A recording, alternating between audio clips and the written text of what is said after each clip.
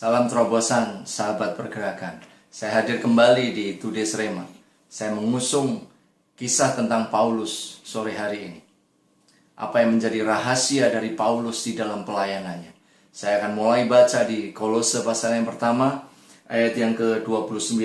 Itulah yang kuusahakan dan kupergumulkan dengan segala tenaga, sesuai dengan kuasanya yang bekerja kuat di dalam aku.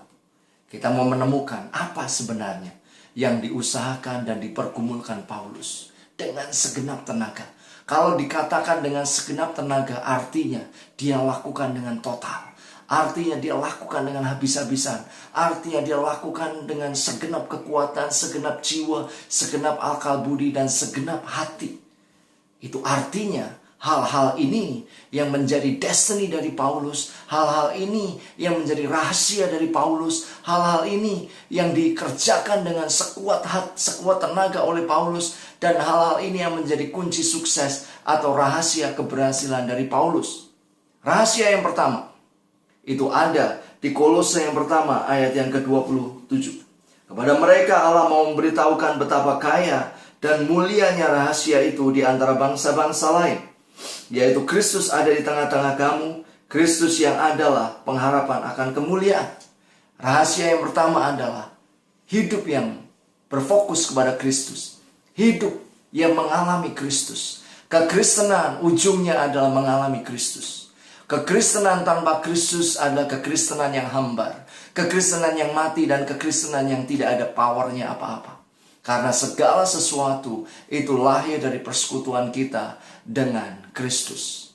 Kapan terakhir kita mengalami Kristus? Kapan terakhir kita menikmati persekutuan dengan kebenaran firman Tuhan? Kapan terakhir kita menikmati penyembahan yang begitu indah dan begitu intim dengan pencipta kita? Kapan terakhir kita puasa? Kapan terakhir kita hadir dan kita bersekutu dengan saudara-saudara seiman? Kapan terakhir kita kembalikan persepuluhan, dan kapan terakhir kita menabur benih untuk kegerakan Tuhan, dan kapan terakhir kita bersentuhan dengan jiwa-jiwa, kita bersaksi kepada jiwa-jiwa. Itu semua kalau kita kerjakan, itu akan membawa kita untuk kita mengalami Kristus secara pribadi. Itu rahasia yang pertama. Rahasia yang kedua dari Paulus itu ada di Kolose pasal yang pertama ayat yang ke-28. Dialah yang kami beritakan.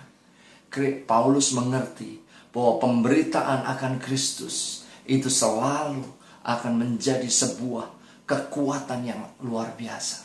Rahasia kedua dari Paulus adalah dia beritakan Kristus berapapun harganya.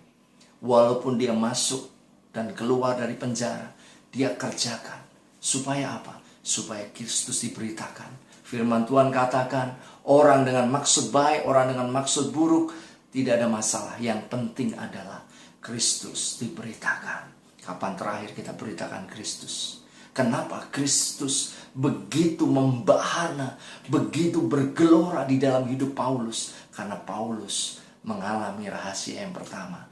Dia mengalami Kristus, sehingga pada waktu hidupnya penuh dengan Kristus, dia bisa mengalirkan berita tentang Kristus dengan begitu mudah. Itu rahasia yang kedua. Apa yang menjadi rahasia yang ketiga? Apabila tiap-tiap orang kami nasihati dan tiap-tiap orang kami ajari dalam segala hikmat untuk memimpin tiap-tiap orang kepada kesempurnaan di dalam Kristus. Yang ketiga adalah muridkan jiwa-jiwa sampai mereka menjadi serupa dengan Kristus. Kalau kita merindukan melihat keajaiban terjadi dalam hidup setiap kita, izinkan hidup kita dipakai Tuhan dengan luar biasa. Izinkan hidup kita dipakai dengan dahsyat oleh Raja di atas segala raja. Dengan apa? Dengan menjadikan semua bangsa murid. Fokusnya adalah hasilkan orang yang seperti kita. Orang menjadi seperti Kristus itu orang-orang yang mengalami Kristus, orang-orang yang memberitakan Kristus, dan akhirnya dia menjadi orang-orang yang memuridkan orang, sehingga orang itu juga menjadi serupa dengan Kristus. Tiga hal ini menjadi rahasia besar dari Paulus, sehingga hidupnya berbuah lebat. Rindu hidup saudara berbuah lebat. Rindu hidup saudara dipakai Tuhan dengan luar biasa. Rindu hidup saudara menjadi alat yang ajaib buat kerajaan surga. Kerjakan tiga hal ini. Ini yang menjadi kekuatan dari Paulus. Ini yang Alkitab katakan yang diusahakan dan dipergumulkan oleh Paulus dengan segenap kekuatan dan segenap akal budinya dan segenap jiwanya. Inilah yang menjadi destiny dari Paulus. Mari saudaraku, kita lakukan 3 hal ini sehingga hidup kita akan berbuah lebat. Tuhan memberkati dan selamat sore.